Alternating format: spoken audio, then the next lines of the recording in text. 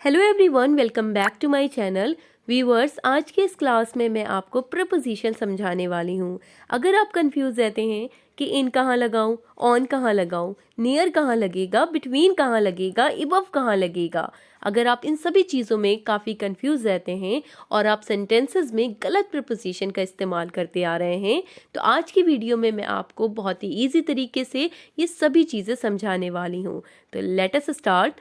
सबसे पहले आपको यहाँ पे एक डायग्राम दिख रहा होगा जिसमें आपने देखा कि जो बॉल है वो बॉक्स के अंदर है। तब आप यहाँ पे क्या बोलेंगे? The ball is in the box. अब आप यहाँ पे इन का इस्तेमाल करेंगे। क्यों? क्योंकि इन का मतलब होता है में, और गेंद जो है वो बॉक्स के अंदर है, ठीक है, यानी कि बॉक्स में है। तो आप बोलेंगे गेंद बॉक्स में है, और मे के लिए आपने यहाँ पे इन का इस्तेमाल किया है, ठीक है। मे के लिए आपने यहाँ पे इन का इस्तेमाल किया है। जब कोई चीज़ किसी के अंदर रखी होती है तब वहाँ पे आप इन का इस्तेमाल करते हैं। The ball is in the box, गेंद बॉक्स में है। नेक्स्ट आपको यहाँ पे डायग्राम में दिख रहा होगा कि जो वो अब बॉल थी वो अब बॉक्स के ऊपर रखी है, ठीक है, बॉक्स के ऊपर रखी है अब ये बॉल। तब आप बोलेंगे the ball is on the box. अब आप यहाँ पे ऑन का इस्तेमाल करेंगे क्योंकि आपने देखा कि अब वो जो बॉल है वो बॉक्स के अंदर नहीं है बल्कि वो बॉक्स के ऊपर रखी है। तब आप यहाँ पे ऑन का इस्तेमाल करेंगे, और ऑन का मतलब होता है पर। आप बोलेंगे गेंद बॉक्स पर है, गेंद बॉक्स पर है। The ball is on the box. पर के लिए आपने ऑन का इस्तेमाल किया, ठीक है। पर के लिए आप ऑन का इस्तेमाल करेंगे, मे के लिए आप इन का इस्तेमाल करेंगे। नेक्स्ट पिक्चर में आप देख रहे हैं कि जो अब बॉल है वो अब उस बॉक्स के नीचे है। तब आप बोलेंगे the ball is under the box. अब आप यहाँ पे अंडर लगाएंगे। क्यों? क्योंकि अंडर का मीनिंग होता है नीचे। आपने देखा कि अब बॉल जो है वो बॉक्स के ऊपर नहीं है बल्कि बॉक्स के वो नीचे है।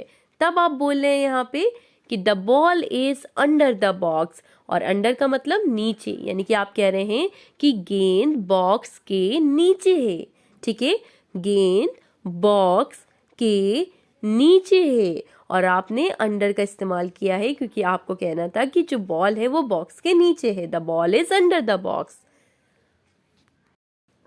नेक्स्ट डायग्राम में अब आप देख रहे हैं कि जो बॉल है वो अब उस बॉक्स के सामने है।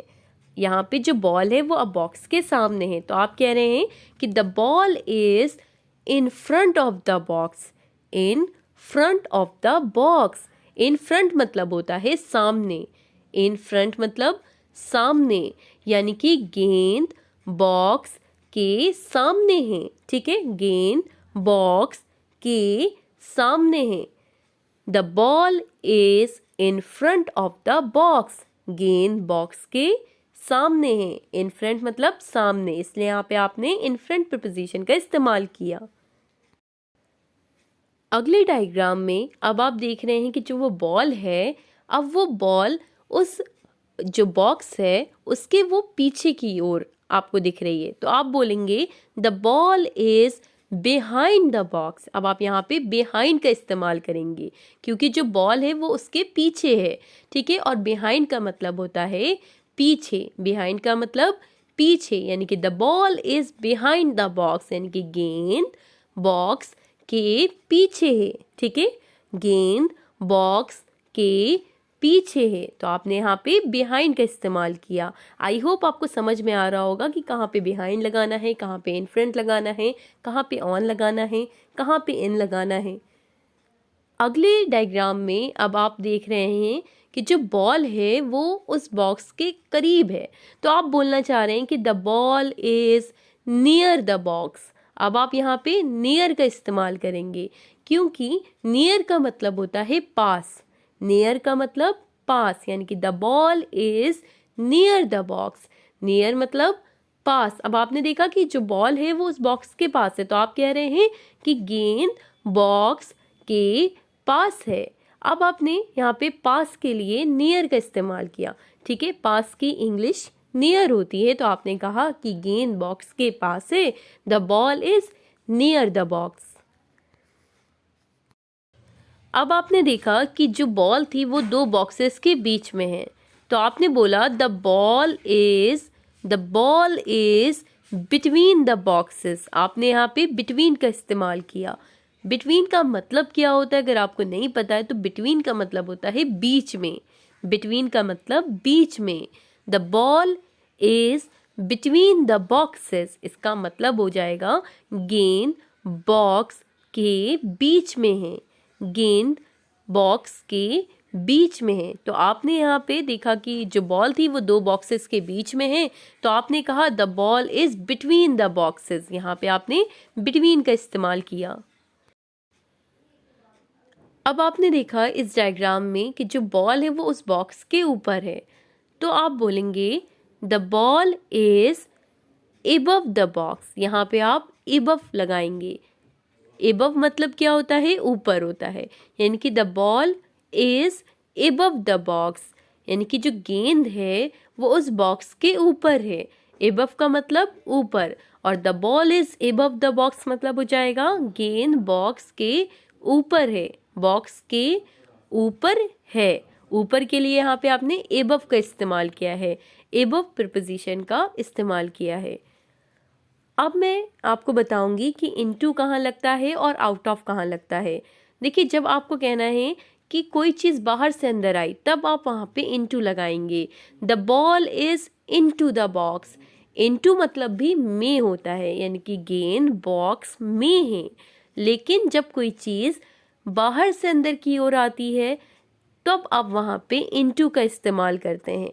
ठीक है, और इनटू का मतलब भी में ही होता है। इनका मतलब भी में होता है और इनटू का मतलब भी में होता है। लेकिन फ़र्क ये होता है कि इन मतलब भी में और इनटू मतलब भी में। लेकिन इनटू में होता है जब कोई चीज़ बाहर से अंदर की ओर आती है, जैसे कि यहाँ पे आपको डायग्राम में दिख रहा होगा कि जो बॉल है वो बाहर से अंदर की ओर आई, तब आपने यहाँ पे बोला the ball is into the box. अब मैं आपको बताऊंगी आउट ऑफ का इस्तेमाल। The ball is out of the box. Out of the box यानी कि आउट ऑफ मतलब क्या होता है अगर आपको नहीं पता है। आउट ऑफ मतलब कि के बाहर। के बाहर यानी कि गेंद बॉक्स के बाहर है। अगर आपको बोलना है कि गेंद बॉक्स के बाहर है तब आप यहाँ पे आउट ऑफ लगाएंगे। The ball is out of the box. यहाँ पे आपको डायग्राम के द्वारा और अच्छे से समझ में आएगा। अब आपने देखा यहाँ पे जो गेंद है वो बॉक्स के बाहर है, तो the ball is out of the box. अब आप देख रहे होंगे कि ये जो डायग्राम है इसमें बॉल जो है वो बिल्कुल बगल में है, उस बॉक्स के बिल्कुल बगल में है। तब आप बोलेंगे the ball is next to. आप यहाँ पे नेक्स्ट टू लगाएंगे। The ball is next to the box. आप बिसाइड भी लगा सकते हैं और नेक्स्ट टू भी लगा सकते हैं। और नेक्स्ट टू का मतलब होता है बगल में, यानी कि गेंद बॉक्स के बगल में है। आपने देखा जो बॉल है वो बिल्कुल बगल में है उस बॉक्स के, तो आप बोलेंगे the ball is next to the box. अब आप देख रहे होंगे कि यहाँ पे एक बॉक्स रखा है और जो गेंद है वो उसके चारों ओर है, तब आप बोलेंगे the ball is around the box. यहाँ पे अब आप अराउंड लगाएंगे। अराउंड का मतलब होता है चारों ओर। अराउंड का मीनिंग चारों ओर, यानी कि the ball is around the box. चारों ओर यानी कि जो गेंद है वो उस बॉक्स के चारों ओर है। गेंद बॉक्स के चारों ओर है। The ball is around the box. गेंद बॉक्स के चारों ओर है। ठीक है, तो अराउंड का मतलब चारों ओर। तो अगले डायग्राम में हम लोग अमंग का इस्तेमाल देखेंगे। यहाँ पे आप देख पा रहे होंगे कि एक लाल बॉल है जो कि कई डिब्बों के बीच में है। तब आप बोलेंगे the ball fail among the boxes. ठीक है, अमंग द बॉक्सेस। अमंग का मतलब होता है कि बीच में। अमंग का मतलब के बीच में। The ball fail among the boxes. ठीक है, क्योंकि यहाँ पे आप देख रहे हैं कई बॉक्सेस के बीच में वो है गेंद, तो आप बोल रहे हैं कि गेंद बॉक्सों के बीच में है। ठीक है, अगले डायग्राम में आप देख रहे हैं कि ये जो राहुल है वो सीढ़ियों के द्वारा ऊपर जा रहा है चढ़कर, तो आप बोलेंगे Rahul is going up the stairs. यहाँ पे आप अप लगाएंगे, ठीक है। अप का मतलब क्या होता है, अगर आपको नहीं पता है तो अप का मतलब होता है ऊपर। Rahul is going up the stairs, यानी कि राहुल सीढ़ियों से ऊपर जा रहा है। राहुल सीढ़ियों से ऊपर जा रहा है। Rahul is going up the stairs, तो आपने यहाँ पे अप का इस्तेमाल किया। नेक्स्ट डायग्राम में आप देख रहे हैं कि जो रीता है वो उस सीढ़ियों से नीचे आ रही है, तो आप बोलेंगे Rita is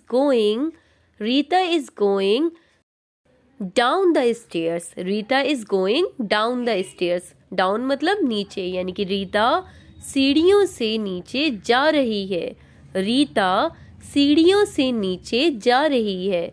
Rita is going down the stairs. Rita सीढ़ियों से नीचे जा रही है। अगले डायग्राम में आप देख रहे होंगे कि एक सांप है जो कि उस पाइप से गुजर रहा है, ठीक है। उस पाइप के माध्यम से वो जा रहा है, तो आप बोलेंगे the snake is going through the pipe. यहाँ पे आप थ्रो लगाएंगे, थ्रो, ठीक है। The snake is going through the pipe, क्योंकि उस पाइप के माध्यम से, यानी कि उस पाइप से गुजरता हुआ वो सांप जा रहा है। और थ्रो का मतलब होता है के माध्यम से, ठीक है, यानी कि सांप पाइप से गुजर रहा है, ठीक है, गुजर रहा है, सांप पाइप से गुजर रहा है। अगले डायग्राम में आप देख रहे होंगे जो मेंढक है, यानी कि जो फ्रॉग है, वो उस बॉक्स के ऊपर कूद रहा है, ठीक है। तो आप बोलेंगे the frog is jumping over the box. यहाँ पे आप ओवर लगाएंगे। The frog is jumping over the box. Over का मतलब होता है के ऊपर, के ऊपर। The frog is jumping over the box. मेंढक बॉक्स के ऊपर से कूद रहा है। मेंढक बॉक्स के ऊपर से कूद रहा है। अब मैं आपको बताऊंगी अक्रॉस के बारे में। काफ़ी कन्फ्यूज़न रहती है कि अक्रॉस का मतलब क्या होता है। देखिए यहाँ पे आपको दिख रहा है एक सड़क बनी हुई है, और अक्रॉस का मतलब होता है जब आप चौड़ाई में किसी चीज़ को पार करते हैं, लंबाई में नहीं बल्कि चौड़ाई में। तो हर house is across the street, ठीक है। हर house is across the street. Across मतलब होता है आर पार, ठीक है, आर पार। हर house is across the street, इसका मतलब क्या हुआ, इसका मतलब हुआ उसका घर गली के उस पार है। गली के उस पार है, यानी कि आपको वो गली क्रॉस करनी है और उसका घर आ जाएगा, तब आप वहाँ पे अक्रॉस लगाएंगे। तो आज की वीडियो में इतना ही। आई होप आपको वीडियो अच्छी लगी हो। वीडियो अच्छी लगे तो शेयर ज़रूर करें, लाइक करें। चैनल पर नए हैं, सब्सक्राइब नहीं किया है तो सब्सक्राइब ज़रूर कर लें। मिलते हैं आपसे नेक्स्ट वीडियो में।